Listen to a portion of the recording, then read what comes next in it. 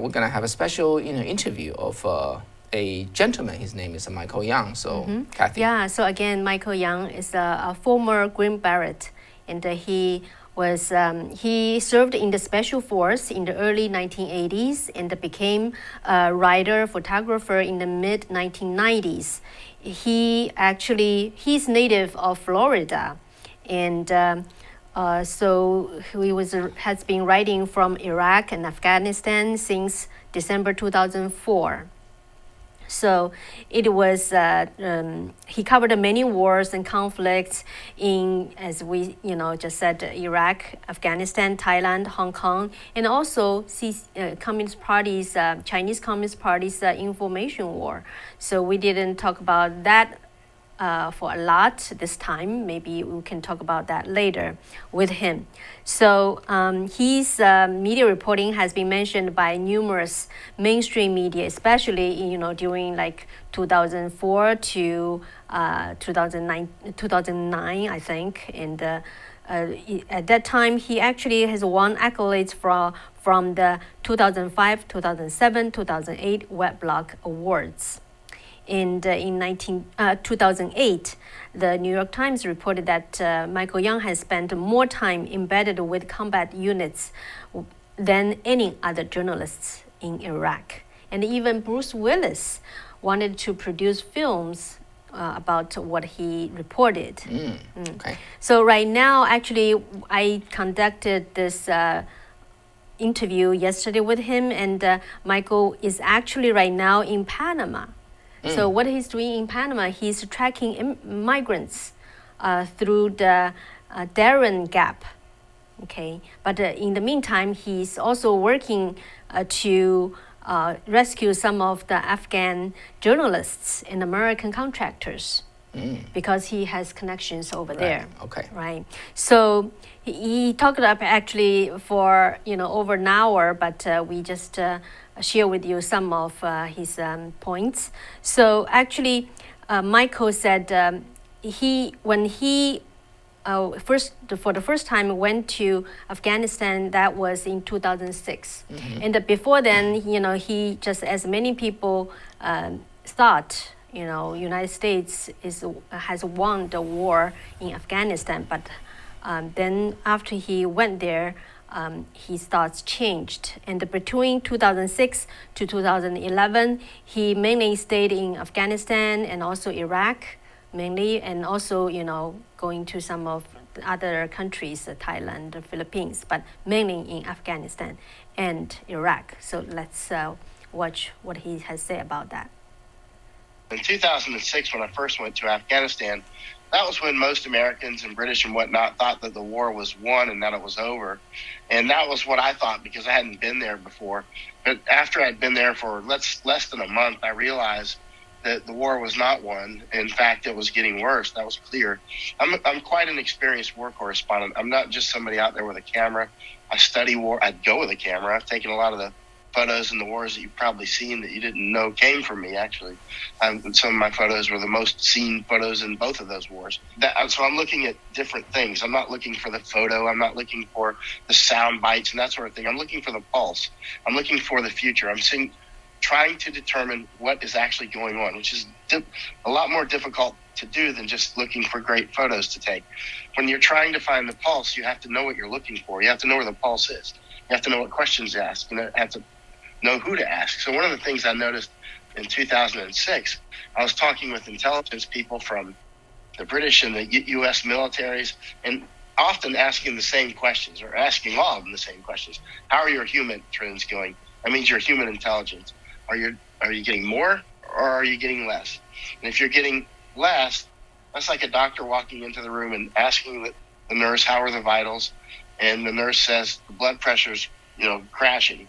Or is too high, But in this case, human intelligence, that means people coming up and telling you stuff, right? Or people sending you a message or texting, or often, like, for instance, in 2006, human in Afghanistan was clearly falling through the floor, very little human. And it was getting worse because the local people had more confidence that the Taliban was going to succeed than us. If they thought that we were going to succeed, and the Taliban would lose, our achievement would go up. That's what you would expect in the trends, right? And so that's one of the things, that's one of the main things of it. So that's a sign that you're actually losing. Yeah, so Michael said that he at that time wrote at least like 12 dispatches, and actually many people got angry with him. And also, he said actually it's not first time that he experienced that, because in 2004, 2005, when he was in Iraq, he wrote about how the predominant part of Iraq, actually it's a civil war. Mm-hmm. But at that time, politically, it's not allowed to say that. That's what he said. So when he wrote about that, also a lot of people got angry. But by 2009, people start to write about it, Iraq as a civil war. Mm-hmm. So. But I asked him, why he can get it right, right? So what's happening in Afghanistan now, and what's going to happen? I mean, when it comes to the actual pulse of the war. And so it was very difficult, but I did get that right. In Iraq, 2005 and 6, then's when people started to say that it was a civil war in Iraq. And then I was saying that we were losing the war in Afghanistan. That really angered a lot of people. And then in 2009, 3 years later, people started to say, well, he was right all along. Well, it helps that I was all over Afghanistan. I was going to provinces everywhere. I wasn't just with the military. I spent 2 years in Afghanistan, and only 1 year was with the military. That was with the U.S. and British and Lithuanians, and then sometimes with some others for just short periods of time. But mostly, or about half that time, I was out alone with Afghans, farmers, that sort of thing. And really getting the lowdown about how they felt about us, how they felt about the Taliban. There wasn't just Taliban, there was many other groups. And so anyway, bottom line, I stayed in the combat. I stayed in Iraq and Afghanistan. And finally in 2011, I said, that's it. We're going to lose the war in Afghanistan, not because we have to, but because we keep fighting the same war every year. By that time, we'd been in the war for, 10 or 11 years. And if you just pick any random dispatch, any random article that I wrote between 2006 and 2011 about Afghanistan, just pick any one of them, any random one, and judge it against what is happening today. And you will come back and go, yes, he knew what he was talking about. And that credibility is what I was trying to build, because this is not over now. Right now, this thing is metastasizing. That war is over. We've lost it, and now it's getting worse. It's not over, and I say it's over. That let's say the second part is over. The first part was that initial, attacking Taliban and that sort of thing, and we ran them out for a while, and then we went on to this 20-year insurgency that's dragged out, cost unknown amounts of money, $2 trillion. I don't know. Nobody knows how much money it costs. We know roughly how many lives it costs. We don't even know that. We don't know how many people are going to commit suicide and all these sorts of things. Anyway, not to go into that. The bottom line is, now we've got Afghans. I just had a report about an hour ago that many of the Afghans we just got a family out. That included some Americans that are trying to get out. But my group, we're trying to get another group out right now, and a third group. There's still so many Americans trapped in Afghanistan we don't even know.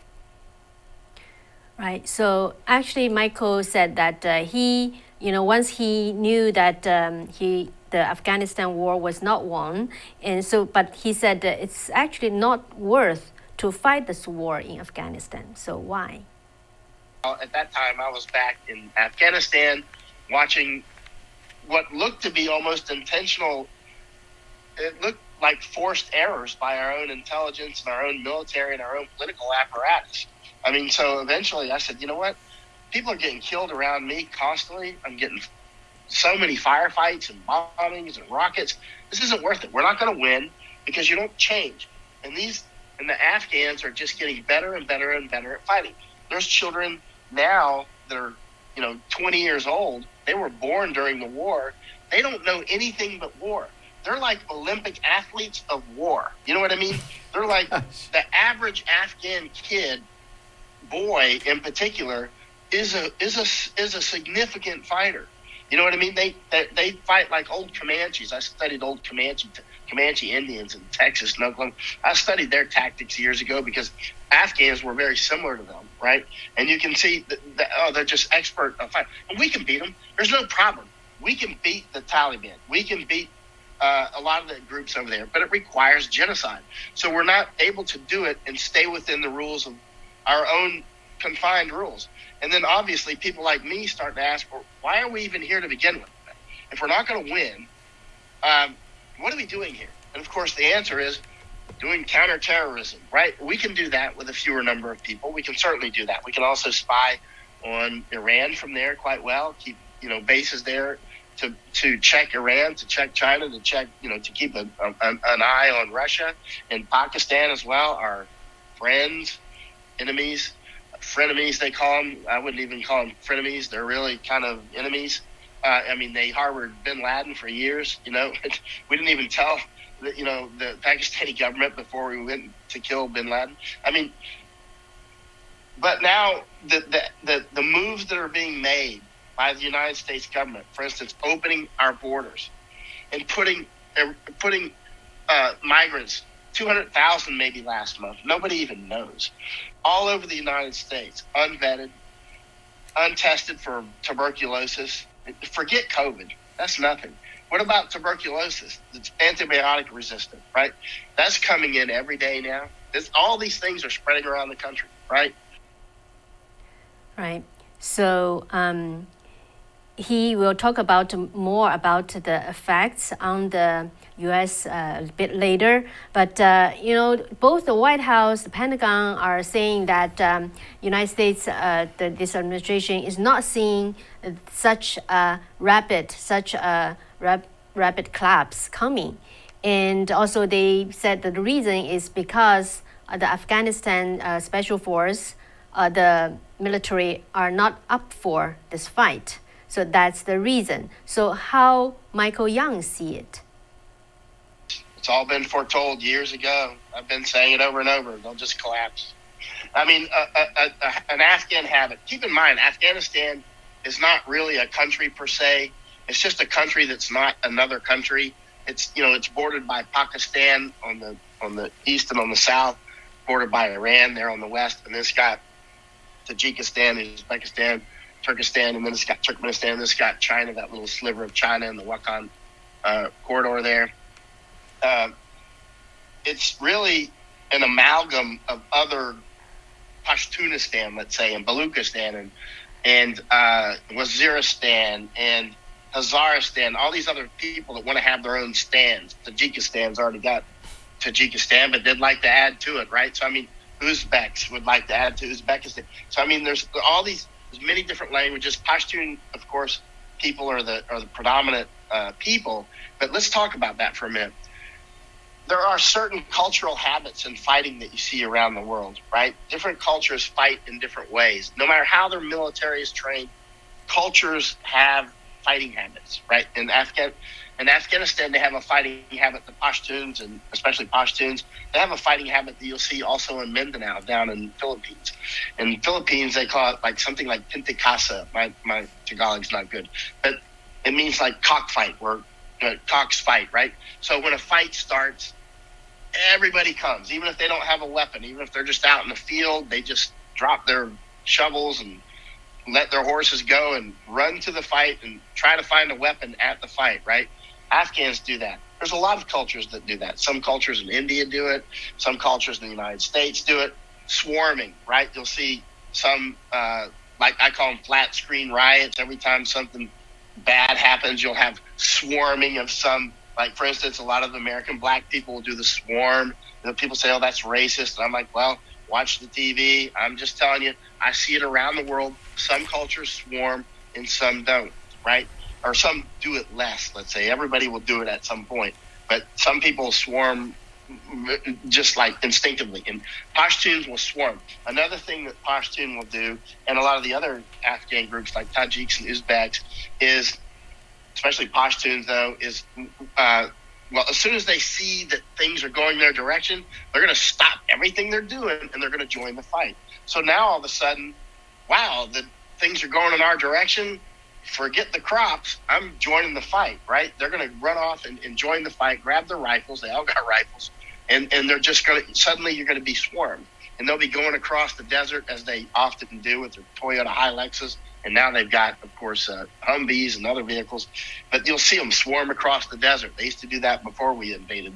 And that's just one of their fighting Another cultural habit that they have is they will suddenly surrender en masse. If they think that the predominant energy is, sometimes it's just psyching them out, right? If they think the predominant energy is the enemy has the initiative, sometimes they'll just all surrender, like thousands. And not only will they all surrender, they won't run, they'll switch sides. They'll be like, okay, we work for you now. That's a cultural habit you'll see. And it's not just in the last 20 years. This goes back centuries. So this just happened, and that anybody pretends to be unaware of it. You got to keep in mind the NSA and our intelligence apparatus, we're collecting so much huge amounts of information. You can't organize an attack like this without radiating a lot of actionable information that was quite obvious that people are meeting, assembling weapons, assembling forces. It's really obvious. And you don't need the NSA to see it. All you need is a network of people around the country, which I have, and then you can see it. And it doesn't need to be satellites in space.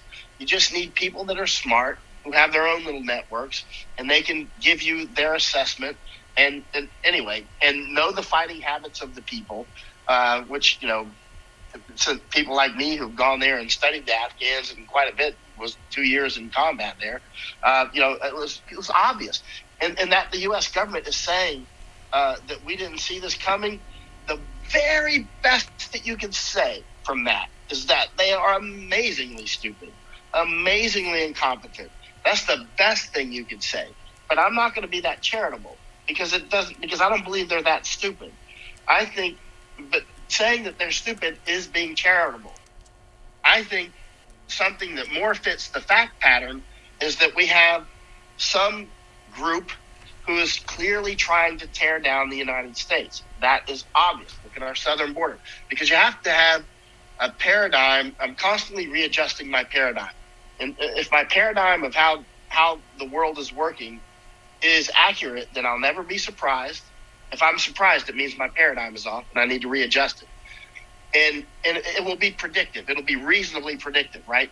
There's always wild cards. But for instance, earlier this year, maybe January or February, I said if my paradigm is accurate, that somebody is trying to tear down the United States, and I mean serious somebodies, then they will start tearing down our southern border, or they'll just let everybody come across. And so you can look in the things I was publishing January, February, and March, and now it's happening, right? And so my paradigm is not broken. Actually, it's reinforced because the things that when I make predictions, they're based on, does it fit my paradigm? And if my predictions end up being wrong, I'm going to tweak my paradigm until my predictions become more and more accurate. And they become very accurate with what's going on in the United States now. For instance, just hours before the Capitol attack, you can look on my Patreon, I think. I published maybe 7 or 9 hours before the fighting that I said something like 90% chance of violence today, right? 90% chance. That's just little me. I was in Washington, and yet I went to Trump's speech there, and then walked down to the Capitol, and you can see there's no fences up. And then our Capitol Police and the rest are like, we didn't see that coming. I'm like, I'm sorry. How did you not see that coming? I mean, how could you on planet Earth have not seen that coming? Like Afghanistan didn't see it coming. Like 9/11 didn't see it coming. That was really obvious for those of us. Now, 9/11 specifically, how it happened, I didn't see that coming. But we knew that we were going to get attacked by Al-Qaeda. We knew that. I mean, that was something that people had written about quite a lot, people like me who pay attention anyway. We knew that we were going to get attacked. We didn't know how. I mean, I thought it might be a tanker explodes in one of our ports or something. But we knew that that second airplane hit the tower. People like me, the very few of us that there were at that time, now there's a lot more. We're getting each other on the phone like, wow, Al-Qaeda just hit us. At that time, most of the people did. So this is nothing new. It's not just started now. It's been going on for a long time. But now it's gathering steam for many reasons. One is technology has increased to the point where, we've got all these iPhones and we've got all this neural networks of communications and things can move much more rapidly than they ever did.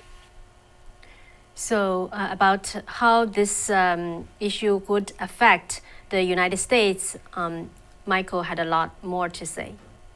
Meanwhile, we've got what appears to be Afghans going straight to Mexico. I haven't been able to confirm that yet, but that's what it looks like. And I should be able to confirm it within the next confirm or deny it within the next 24 hours. I wouldn't mention it, actually, if I didn't think that it was probably happening.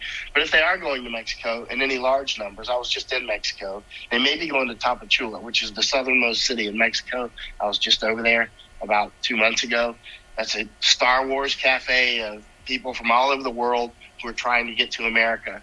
If Mexico starts to bring in large numbers of Afghans to Tapachula, you can rest assured that will be a terrorist training camp. You can bet your bottom dollar on it. And they will be infiltrating through the southern border. It's very easy to do, especially for very tough Afghans who are war hardened, and they have their own networks within the United States and Canada.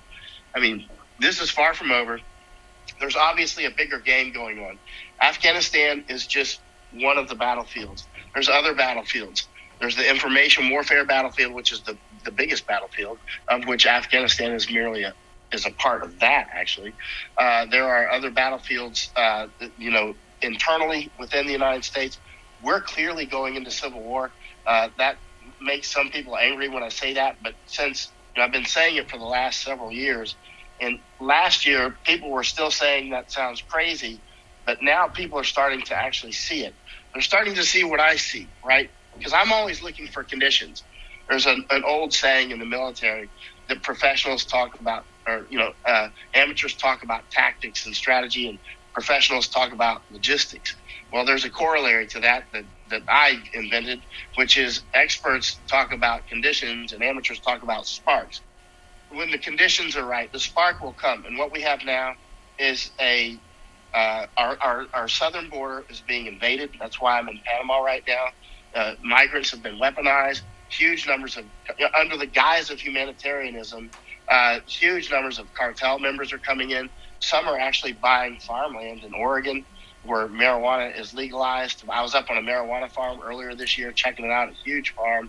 And that farmer told me just this morning that many cartels are buying up the land around his farm, and violence is already picking. We're talking about literal cartel. These multi-billion-dollar drug cartels are buying farm property in Oregon to plant marijuana in Oregon. So, I mean, this is the kind. There's so many items like this that are taking place. Whether it was the BLM Antifa fights last year, of which I was at many of those. I was at the Capitol attack on January 6th. I was at the inauguration in Washington this year in January. I'm seeing all these things from a front row seat, right?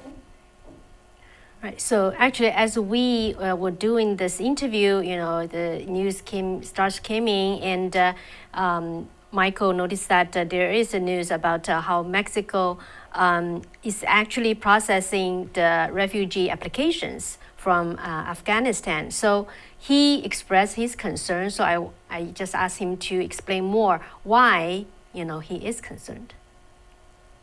One place I think that they may end up, the Afghans could end up, is a place called Tapachula. It's a city. It's the southernmost city in Mexico. I was just there recently, and less than a couple of months ago. It's the city that borders Guatemala. So all these migrants that come past me here in Panama, they end up going to Costa Rica next, and then they go to Nicaragua, they go to Honduras, and then they go to Guatemala, and then they go into Tapachula, Mexico, and then they get processed into Mexico, and they go up to the United States. Now, if Mexico takes a lot of Afghans in, they're going to come to the United States for sure. They'll end up in the United States. Mark my word. Are they dangerous? Are they dangerous? Some will certainly be dangerous. Which ones? Nobody knows.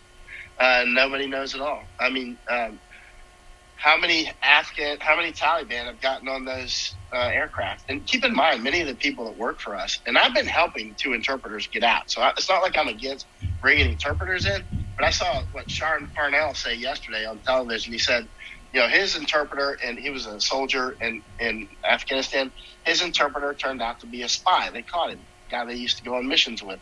When I was in Iraq, one of our interpreters, he was a Kurd, actually a Kurd. I want to underline that for people that know the kind of details behind that. So it was a Kurd that was working for Al Qaeda, right? Not an Arab, he was a Kurd, and he was our interpreter for the battalion commander. So I was out with him all the time, and he got caught spying for Al Qaeda. So I mean, are all the interpreters innocent victims of something? No, they were getting paid a lot of money. And a lot of the interpreters actually already lived in the United States. They were already lived in Australia or other places. They were already, say, American citizens. Many of the interpreters I met were actually American citizens. And they had lived in California or Tennessee or other places like that for years, Florida. And then they went over because they were making a lot of money.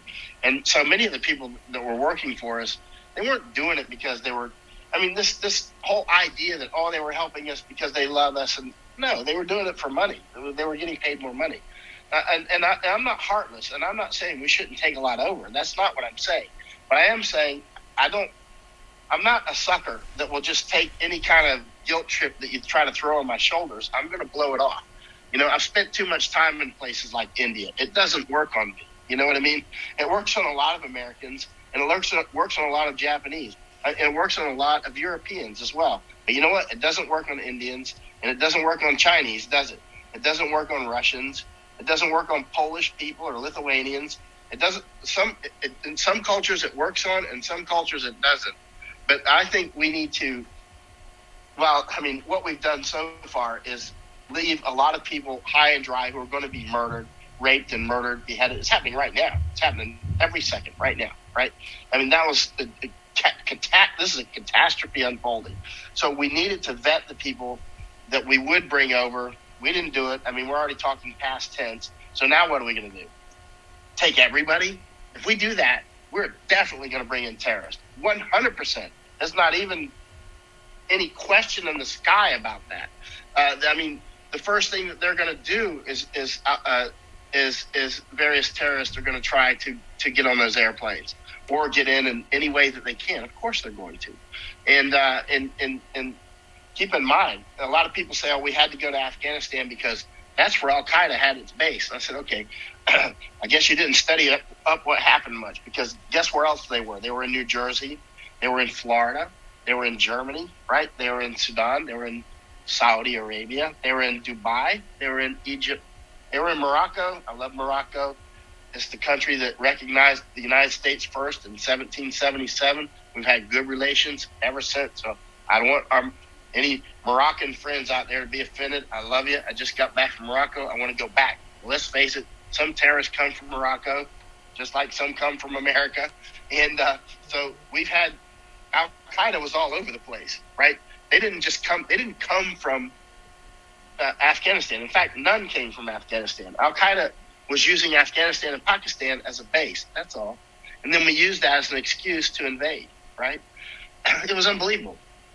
As somebody, myself, who spent more than half of my life outside of the United States in more than 80 countries, right? I've been in I don't mean airport stops. I've really honestly been to more than 80 countries. I've lived in Europe for 6 years, speak German, lived in Poland for 2 years. I have an office in Thailand. I've been all over Asia, 25 countries, just Asia, right? For years. A year in India, a year in Nepal, 2 years Iraq, 2 in Afghanistan. It's just a lot, right? And I know I've learned some things doing this. Some fish will not fit well in the same aquarium, period. You ever get one of those fish charts when you get in an aquarium? It's like some fish, you don't put the goldfish with the guppy because, there's going to be fins and blood in the water. There's some cultures that don't mix well with other cultures. For instance, Turks and Kurds, they end up fighting on German streets. Turks and Greeks end up fighting on German streets. Turks and Armenians fighting on German streets. Turks and Germans fighting on German streets. You know what I mean? Turks and Turks fighting on German streets. But that said, I get along quite well with Turks. But then there's some of these fish in the aquarium, like Filipinos, they're like green, green, green, green, green, green. They get along with everybody. Filipinos get along with everybody. Have you ever met Filipinos you can't get along with? You know what I mean? Some people we can take in vast numbers. For instance, I would take in 100,000 Hong Kongers right now. I've said this on at least 100 interviews. Every time I go on the air with Gordon Chang, I'm like, Gordon, we should take 100,000 Hong Kongers right now, sight unseen. We're going to get very highly educated people on average. Yeah, we're going to get a few spies. I get it. We're going to get a few spies. We're going to get also a lot of very highly educated, family-oriented people, very low crime rate. They work very hard, and I would love to have Hong Kongers for neighbors. You know what I mean? I'm not worried about them. I know that they'll be nice people. Most of them will be, as you know, by far. But do you think I want a neighborhood full of Afghans? Nope. Call it what you want, and I actually like Afghans. I actually help. That's one of the. Actually, I get along with Afghans quite well. But do I want random Afghans suddenly filling up the neighborhood? No, because I know there's going to be trouble. Some fish just will not mix well together. That's why they're going into civil war again, as we're about to go into a civil war. But we are setting. We have lit the fuse. We've got a huge keg of gunpowder at the end of this fuse, and we're just adding more powder into it with all these moves, opening the borders, watching One of the things about Afghanistan that's highly concerning is enthusiasm is a weapon system. Enthusiasm in and of itself is a vital weapon system, right? And they are highly enthusiastic now. That's why suddenly there was so many more Taliban than anybody ever imagined, because they got enthusiastic. They stopped what they were doing, got on their motorcycles, got on their camels, got on their donkeys, got on their stolen Humvees, and went to the fight, went to the party, right? They're going to get free women. Right now, they've already passed around flyers. Women between the ages of 15 and 45, guess what? They're going to kill your husband. They're going to kill your brothers. They're going to take you. They're going to do a genocide. They're going to take your farms. They're going to take your motorbikes and your donkeys and everything else. That's what they do. They do Conan the Barbarian type, driving the women, driving the men, and hearing the lamentations of their women. That's how they roll. So right now, the United States top military and defense leaders kept saying that they did not see the rapid collapse of Afghanistan was coming.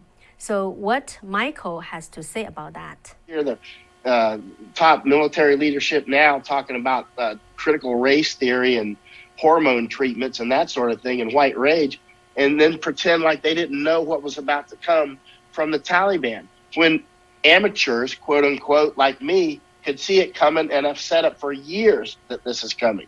Years. And suddenly they're like, oh, we didn't see it coming. That's quite improbable. I mean, it's possible because they're so focused on critical race theory, and they're not focused on that China is getting ready to take Taiwan while we're distracted right here, and probably start nibbling on some Japanese islands. I've written 3 books in Japanese, by the way. I didn't write them in Japanese. I wrote them in English, but they're translated into Japanese because I wrote them as a wake-up for Japanese. They're all about information war. The Japanese are under severe information war attack. For instance, on Okinawa, it's clear that the powers that be in Beijing are trying to separate Okinawa from mainland Japan, as if there's a mainland, but Honshu, right? So, I mean, the information war ground game for CCP is incredibly good. The American information war game is actually very good. But the CCP war game, for instance, I see it in Thailand, where my office is. I see it in, just all over the world. So from Michael's perspective, what went wrong with a U.S. withdrawal from the Afghanistan, and what is the consequence? We shut down Bagram Air Base, less than 2 months ago. Why did we shut down Bagram Air Base? That would have been the natural air base to use to support operations, to get all the people out, get all the Americans and everybody else out of Afghanistan in an orderly way. We didn't have to do it like this. If we're going to shut the lights off, and I've been saying for years, we need to greatly diminish our force down there to a counterterrorism force. That's it, right? And I know Joe Biden has said the same thing. I was saying it a long time ago. I mean, because I just see we're just wasting money there, right? And wasting lives and money, except for counterterrorism, right? And intelligence gathering, that sort of thing. But when it came to cultural reshaping, we were not going to pull this off, right? But now, the way that we've done it, shut down Bagram, so that shut down our support element. That just left Kabul totally naked. I mean, the only air base that we can support operations from is the one that they easily overrun. I heard General yesterday say, "Oh, we've got Kabul airfield secure," which is complete nonsense. That is utter nonsense. I've been on that airfield. So, listen, first time I landed in Kabul airport was in 2006, and no sooner did I step off the plane, we got mortared at the on the international airport. At the international airport, we started taking mortar rounds, right? And that was back when we had a lot more force. We had A-10s and Apaches all over the place. We had real serious firepower. We had a lot more troops, and it just continued through 2007, 8, 9, 10, 11. I mean, we were getting rocketed on the biggest, like Kandahar airfield. We were getting rocketed there sometimes and mortared sometimes, 5-10 times a day. I mean, a lot. We got some of the most expensive aircraft in the world parked on the aprons, like hundreds of them. That's one of the most busiest airports in the world. I'm surprised they didn't take out billions of dollars of aircraft. I mean, because the mortars would be landing around them. So it's just luck that we didn't lose. We did lose a lot of people. A lot of people were injured and killed by this. So, I mean, the point is, we were unable to secure those bases when we had 150,000 troops there, and we had constant drones in the sky, Apaches, A-10s, B-1 bombers. We had everything except the space shuttle up there, and they were still rocketing us. And we could stop them. We could easily stop them, but that would require a lot of civilian casualties, and we weren't willing to do that. So, in other words, you're getting into a situation where you're not willing. China could very well end up in this situation. China will come in smarter, I think. They'll start to pay off the Taliban more. They don't care if the Taliban sell tons of opium to Europe. In fact, I'm thinking CCP will probably just add it to their fentanyl shipments. I mean, Afghanistan has become the greatest narco state in human history. It's a narco state. About half the economy is opium based, right? And opium has a great value chain disposition. I mean, a small amount of opium is worth a big amount of money, and it doesn't need to be in a freezer. It doesn't need to be nitrogen packed or kept in a certain I mean, it can get bumped around. It's not a tomato, right? You can keep it for 2 years before you sell it, or 3 or 4 years. So I mean, and it goes up in value the higher you go up the distribution chain. So, I mean, I see $2 trillion worth of minerals over in Afghanistan, the trade corridors that have just gone by default to China. Of course, we left behind really great airports that we built. We left behind hundreds of miles of roads that we just built, if not thousands. We built tons of bridges. We trained hundreds of thousands of people in combat. We left behind some of the best combat equipment in the world, including aircraft with sophisticated electronics on them that are certainly already being exploited for intelligence purposes. We left behind the best night vision gear in the world. More important than all that is we left behind a very enthusiastic Taliban. And this is infectious. Enemies around the world, how could this affect, for instance, Israel? When they've just seen that mostly illiterate goat herders just defeated the United States, just like they defeated the Soviets and the British and Alexander, and on and on and on, right? They are very enthusiastic now. And the psych out game is not going to work. In other words, you're not going to have people go, well, I'm afraid to do something to the United States because of what they can do back to us. We've already proven that we're just going to let them get away with literal murder. So what's going to happen if we get huge amounts of Afghans in Mexico, for instance? What if we end up with 10,000 or 100,000 Afghans in Mexico, in a city down there, all funded by somebody else, right? That would, even if it's 5,000, that will end up being a little training base, a little city that, a literal breeding ground for trouble in our hemisphere. So what are we going to do with that, right? especially when we have them all over the United States and all over Canada. This is a very serious matter. It cannot be understated. And yet, with information war, now anybody that raises any hand in contradiction to, taking experimental drugs to, 12-year-olds that haven't even had their first menstrual cycle yet, and you're giving, these, experimental drugs, they'll call you a terrorist, because we're doing information war in our own country that would make, it's really hearkening back to the 30s. It's really getting that bad. And so when the Afghans are put on the spot about, censorship and that sort of thing, one of the spokesmen said, 2 days ago, he's like, started just talking about, Facebook censoring and that sort of thing. I mean, it's funny for the United States to get up right now to start to give moral advice. Our soft power used to be more important than our Navy. Our soft power was more important than anything we had. It was more important than even our money, right? Now, if we just, the moral power that the United States used to have is gone. It's actually gone. That is now bankrupt. Now all we have left is money and guns, right? Of which China has just as much, if not more, right? So, I mean, now it's a different world. Now, who is going to join the United States knowing that at the end of the ball game, they may be sold out? What's going to happen to Israel? I mean, I'm very concerned about that. This could end up being a very serious blow-up between Iran and Israel or others in Israel, not to mention Taiwan, of course, on the chopping block, and the Baltic states. I was just in Lithuania, just got here to Panama from Lithuania. The Baltic states, Zapad is going on now, but annual military exercises between Russia and Belarus should be starting here shortly. They're not on yet. I mean, they're doing the pre-stuff now. And I've been curious if they're going to snip off a part of one of the Baltic states during Zapad. I don't know. We'll see. But clearly at this time, various dictators around the world, they see our weakness. And these are predatory types of people. They are predatory types of cultures. When they see weakness, and that's one of the things, by the way, that Pashtuns do. The idea that Pashtuns are going to negotiate with the United States or the Taliban. Most of the Taliban are Pashtun, not all. There's Tajiks who are Taliban and some Uzbeks and whatnot, but they're mostly Pashtun, right?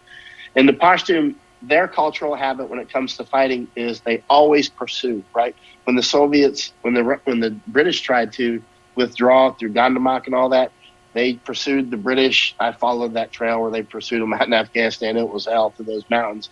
Killed almost all of them. I think they left one alive, as I recall, to tell the story, one of those types of things.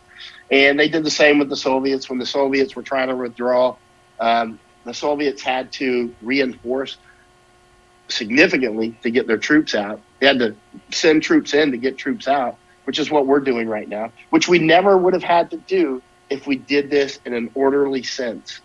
If we would have never, but what I'm getting to is the pursuit thing. Pashtuns pursue a fleeing enemy, like a border collie. You ever had a border collie dog? I did. Let me tell you what, it can be your dog that loves you. And as soon as you run, that dog's going to come get you. He's going to start playing with you, try to bite your ankles, he loves you, but you're running, it's on, game on, and if you ride your bike down the street by a border collie, if it can, it'll jump over the fence and come bite you, even though it's your friend. You can stop and it'll be like, oh, hey, I just biting you because you were running. Now we're friends again. Pashtun do that. When you run from Pashtun, they pursue, period, like a border collie. That's how they roll. And so they see us running right now. So the idea, you see one of the spokesmen a day or so ago in Washington, what's his name? I've forgotten. These guys are getting so pathetic. I try to wash their names out of my mind, like General White Rage Milley. But I mean, saying that they're negotiating with the Taliban. I'm sorry. For people that know who the Taliban are and know who Pashtun people are, you're not negotiating. We know you're not. They'll give you some talk, fight. They'll give you some lip service. They'll come on and do a feel-good thing. But no, I'll guarantee you, they've got their rockets in the backs of their pickup trucks on the way to Kabul right now. They'll be rocketing the airfield. They'll be, if they can, doing suicide attacks to get in. They're going to try to to embarrass us to the max, because that's how they roll. They're not going to sit down. And why would they negotiate? Even back in 2011, when we kept talking about negotiating, I'm like, they're not negotiating. They're just buying time. They know, as they say, we've got watches, they've got time. They know that ultimately this is going to be theirs. And it's just a matter of the detail. It's like a box of chocolates. Here's your box of chocolates. I don't know what's in there, but it's going to end something like this. There'll be surprises. The details are unknown, but Afghanistan will eventually belong to the Afghans again, as it's about to here shortly. And then soon, within a year or two, I'll make a prediction. I'll have Baluch and Pashtun people, some of them are probably members of Taliban, will probably be saying, oh no, look what the Chinese are doing. We need help from the Americans again. Yeah, you wouldn't believe it. I get messages from Baluch and Pashtun people about that in Pakistan already, and they have been for years, complaining on the Belt and Road Initiative, BRI, going through, Pakistan down to the port down there. The Pashtun need help. I'm like, listen, you guys beat everybody that ever comes. Why do you need my help? Why do you need the help of the United States? I mean, you can beat China. You know how to do it, right? But China's smart. They watched us. They're very smart. They've studied what happens. They realize they're stepping into a beehive. And people actually can deal with the Taliban. They are actually quite rational in their own framework. You have to take them within their own framework. Within their own framework, they will behave in a rational manner if you understand their irrational way of doing things. They will abide by Pakhtunwali, which is the Pashtun code. If you ask a Pashtun person, what are you first, a Muslim or a Pashtun? They'll say Pashtun. Everyone I've ever asked said Pashtun. And the Pashtun code is something called Pakhtunwali, right? So they'll always say, I was Pashtun first, we were Pashtun first, and then we became Muslims, right? But we are Pashtun. And so if you study their culture, which, it's not like it takes 10 years, you can understand a lot about their culture really in just a few months.